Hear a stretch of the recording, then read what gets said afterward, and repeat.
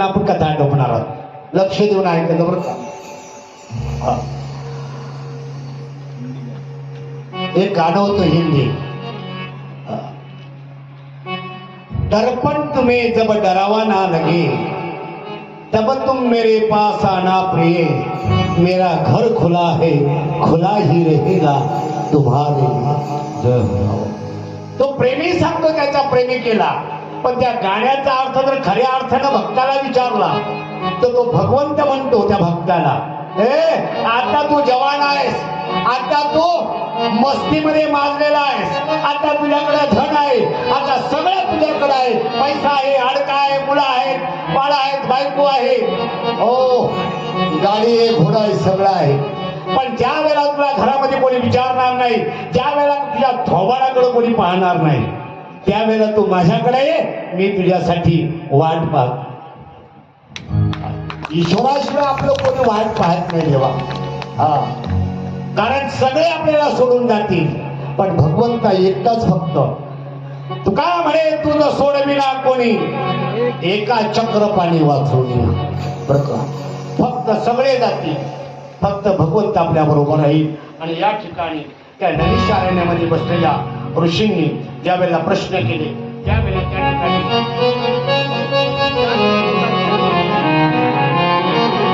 भगवंताचे किती अवतार झाले याच्याविषयी विचारलं गेलं. भगवंताचे खऱ्या अर्थानं 24 अवतार झाले, पण आपल्याला काही ठराविकच अवतार माहिती आहेत. आणि ते अवतार झाले, ते अवतार येण्याच्या पाठीमागं काही ना काहीतरी कारण आहे. म्हणून या ठिकाणी थोडं 2 मिनिटं उभं राहून थोडंसं भजन गा, मग आपण पुढच्या कथेमध्ये प्रवेश. ओ पापी मन कर ले भजन. देखिए जिन के मन में अभी तक भजन नहीं करा हो, वो भागवत कथा चल रही है, दोनों हाथ उठाकर बेटी बेटी ताली सेवा देते हुए भजन के माध्यम से अपने मन और वाणी को भगवान के चरणों में लगाना है. तो दोनों हाथ उठाकर बेटी बेटी ताली सेवा देते हुए ओ पापी मन कर ले भजन, ओ पापी मन कर ले भजन, बाद में प्यारे पछताएगा जब हिजरे से पंछी निकल जाएगा, जब हिजरे से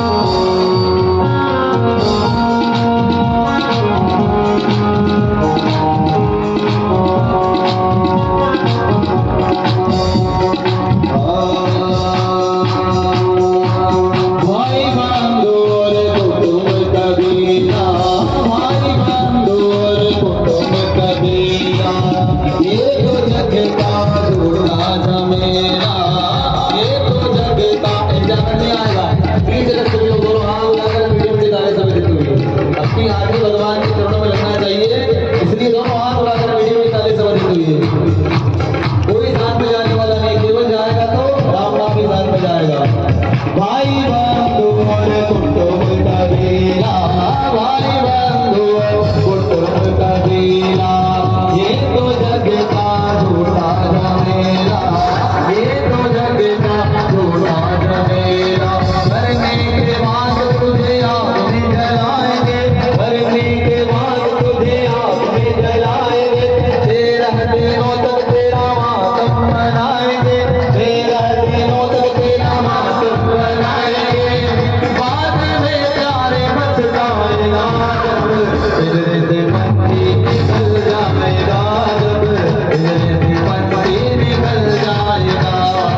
राम नाम का सुमिरन तू कर ले, राम नाम का सुमिरन तू कर ले, राम नाम का राम नाम राम नाम राम नाम राम नाम राम नाम का सुमिरन तू कर ले, राम नाम का सुमिरन तू कर ले। जीवन मरण से तारे मुक्ति पा जाएगा, जीवन मरण से तारे मुक्ति पा जाएगा। बाद में प्यारे बचताएगा जब पिंजरे से पंछी निकल जाएगा, जब पिंजरे से पंछी निकल जाएगा।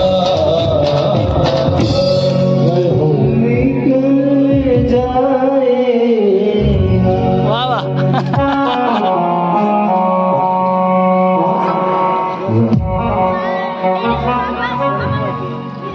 आता थोडी कथा अशी पुढं जोराने धावते, लक्ष देऊन ऐका, मनाचे कान देऊन ऐका.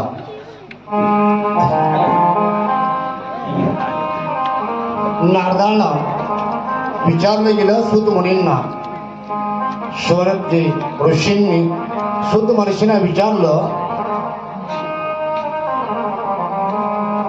की सूत मुनी, शुकाचार्य एका जागेवर क्षणभर सुद्धा थांबत नव्हते, ते परीक्षित राजासाठी 7 दिवस कथा सांगण्यासाठी का थांबले, असा प्रश्न ज्यावेळेला सूत महर्षींना केला त्यावेळेला त्या ठिकाणी ते कथेचा प्रारंभ करतात. ऐका, मी तुम्हाला परीक्षित राजाचा जन्म आणि कर्म सांगतो. ज्या वेळेला महाभारताचं युद्ध झालं, महाभारताचं युद्ध झाल्याच्या नंतर कौरवाकडची बरीच मंडळी धारातीर्थी पडलेली आहेत. दुर्योधन पडला आणि दुर्योधन पडल्याच्या नंतर त्याच्या बाजूला जाऊन अश्वत्थामा त्याला म्हणायला लागला, मित्रा, तू मला थोड्या वेळासाठी का होईना पण सेनापती बनव. बरीच मंडळी अशी असतात, त्यांना कधीच गावचा सरपंच होता येत नाही. आणि मग ती कोणाला तरी बोलते, अरे आता माझे काही दिवस नाही राहिले पण एक वेळेला हो द्या रे मला सरपंच. तसा तो अश्वत्थामा म्हणतो, ए मित्रा, एक वेळेला मला सेनापती कर. त्याने सांगितलं, आता युद्ध संपले, मी खाली पडलेलो, राजाच पण आता कसलं युद्ध आणि कसला सेनापती. नाही नाही, तू म्हण फक्त का मी तुला सेनापती केलं. त्याने सांगितलं, चा मी तुला सेनापती केला. सेनापती केला असं म्हटल्याबरोबर निघाला बाहेर, आणि बाहेर निघाला आणि सरळ रात्री पांडव झोपलेले आहेत त्या ठिकाणी आला आणि 5 पांडव झोपलेले असं पाहिलं त्यांनी, आणि 5 पांडवांची मुंडकी तोडली त्यांनी. आणि मुंडकी तोडल्याच्या नंतर ती मुंडकी घेऊन तो दुर्योधनाकडे गेलेला आहे. आणि दुर्योधनाकडे ती मुंडकी घेऊन गेल्याच्या नंतर दुर्योधनाने पाहिलं, म्हणे 5 मुंडकी मी आणलेत 5 पांडवांची. दुर्योधनाने एक मुंडकं घेतलं, जोराने जमिनीवर आपटलं. जमिनीवर आपटल्याबरोबर त्याचे तुकडे तुकडे झाले. त्याने अश्वत्थाम्याकडे पाहिलं दुर्योधनाने, ए खोटं बोलू नको सोन्या, हे मुंडकं मी जे घेतलं होतं मला वाटलं भीमाचं मुंडकं असेल, पण भीमाचं मुंडकं जर दगडावर आपटलं असतं तर दगड फुटला असता पण मुंडकं तुटलं नसतं. तू सांग कोणाचं मुंडकं आणलंस. तेव्हा त्यांनी सांगितलं, ही पांडवांची मुंडकी नाहीये, मी गलतीनं त्याची 5 पोरं झोपलेली होती त्या जागेवर, त्या 5 पोरांची मुंडकी तोडून. दुर्योधनाला राग आला. दुर्योधन म्हणतो पांडव आमचे दुश्मन असतील, पण त्या पांडवांच्या मुलांच्या बरोबर तू आमच्या कौरव कुळाचा नाश केलास, तू माझा मित्र नाहीस. आणि तो तिथून गेला. पण इकडं द्रौपदीची 5 मुलं मारली गेली म्हणून सगळे दुःखी झालेले आहेत. भगवंत त्या ठिकाणी आलेले आहेत, अर्जुन आलेला आहे, भीम आलेले, सगळे 5 पांडव, द्रौपदीताई सगळे उभे आहेत तिथं. आणि 5 मुलं मारलेली, कोणी मारली म्हणून शोध घेतला तर अश्वत्थाम्याने मारलेली आहे. त्यावेळेला अर्जुनाने प्रतिज्ञा केली, द्रौपदीला सांगतो सूर्योदयाच्या आत त्याला शोधून आणेल आणि तुझ्या समोर त्याचं मुंडकं उडवेल याची मी प्रतिज्ञा करतो. आणि तसंच झालं. भगवंताने सांगितलं चल शोधूया त्याला. अश्वत्थाम्याला शोधलं आणि शोधून अश्वत्थाम्याला आणून द्रौपदीच्या समोर उभं केलं आणि विचारलं, द्रौपदी सांग याला तर काय करायचं. भीम, नकुल, सहदेव सगळे म्हणायला लागले काय करायचं, काय विचारायचं, मुंडकं तोडायचं.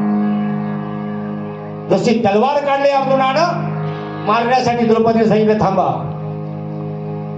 मारायचं नाही त्याला. माझी 5 मुलं मारलीत त्यांनी, हे जरी सत्य असलं तरी तो सुद्धा कुठल्या तरी आईचा पोरगा आहे. त्याचं मुंडकं उडवल्याच्या नंतर त्याच्या आईला जे दुःख होणार आहे ते दुःख आता मी अनुभवते, म्हणून त्याला मारू नका, द्या सोडून त्याला. आपल्यातली आई म्हणेल, तुमच्यातली म्हणेल कोदुलीची, नाही म्हणणार ना, पण माय द्रौपदी सारखं म्हणेल का द्या सोडून. हा, तेव्हा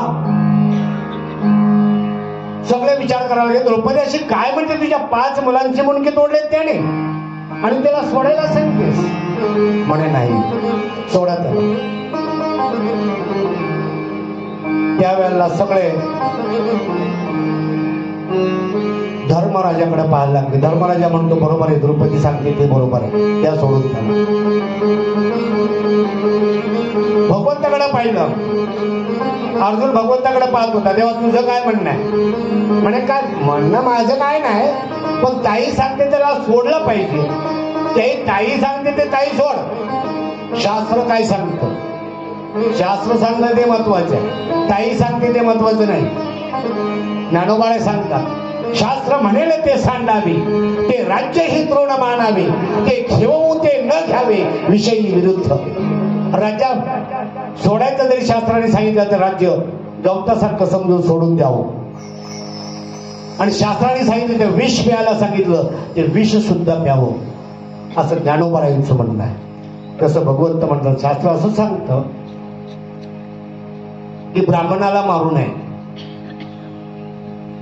टेन्शन घ्यायचं नाही, ब्राह्मण बाबा, ब्राह्मणाला मारू नये आणि आत्ताताईला सोडू नये. ब्राह्मणाला मारू नये आणि आत्ताताईला सोडू नये. आत्ताताई म्हणजे कोण, जो दुसऱ्याचं धन हरण करतो, दुसऱ्याचं वध करतो, जो दुसऱ्याला गपचूप मारतो, जो दुसऱ्याच्या घराला आग लावतो, जो दुसऱ्याच्या पिकाला आग लावतो,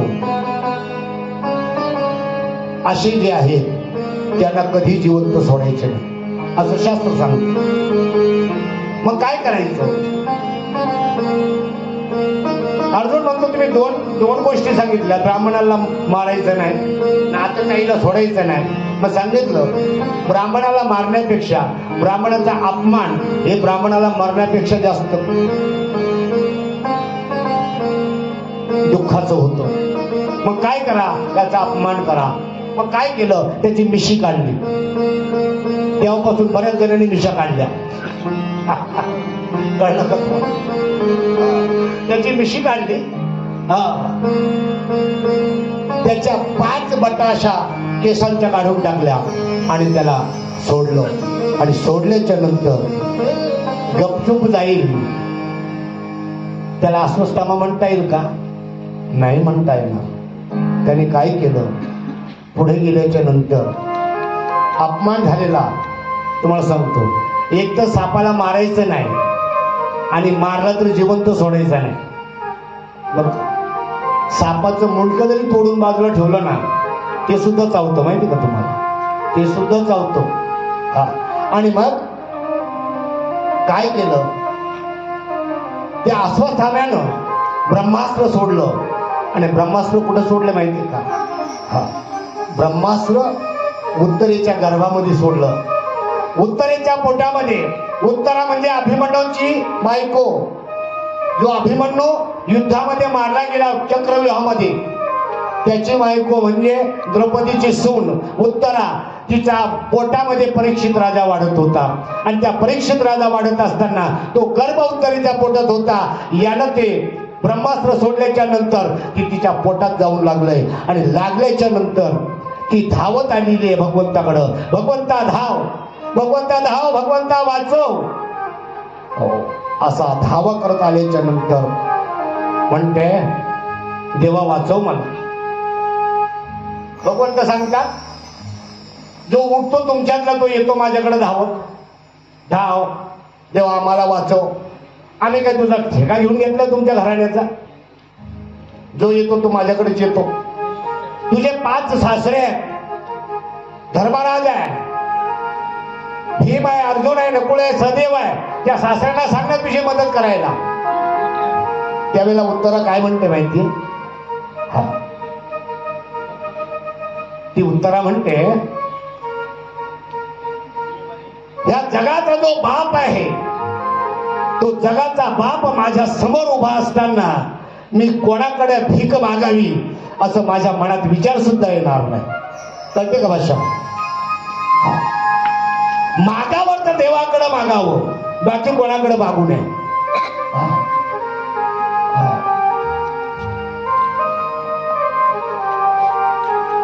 फक्त देवाकडे मागावं.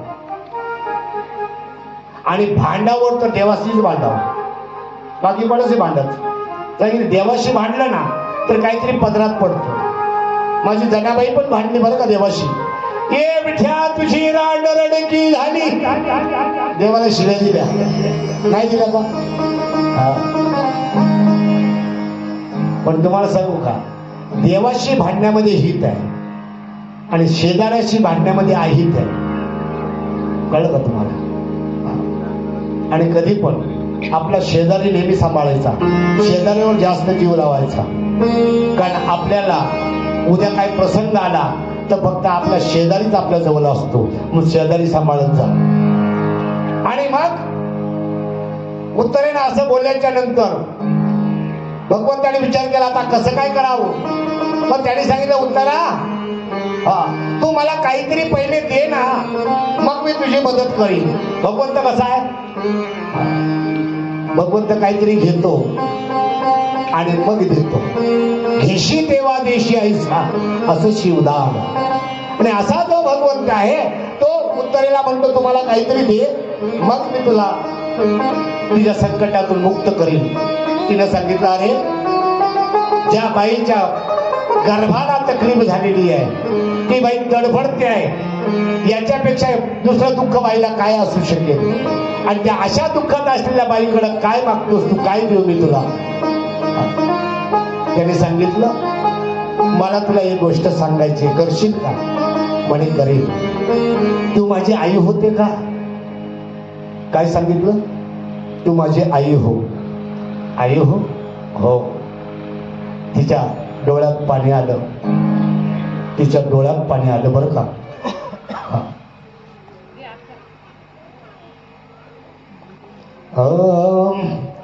गोविंद राधे गोविंद, गोविंद राधे गोविंद, गोविंद राधे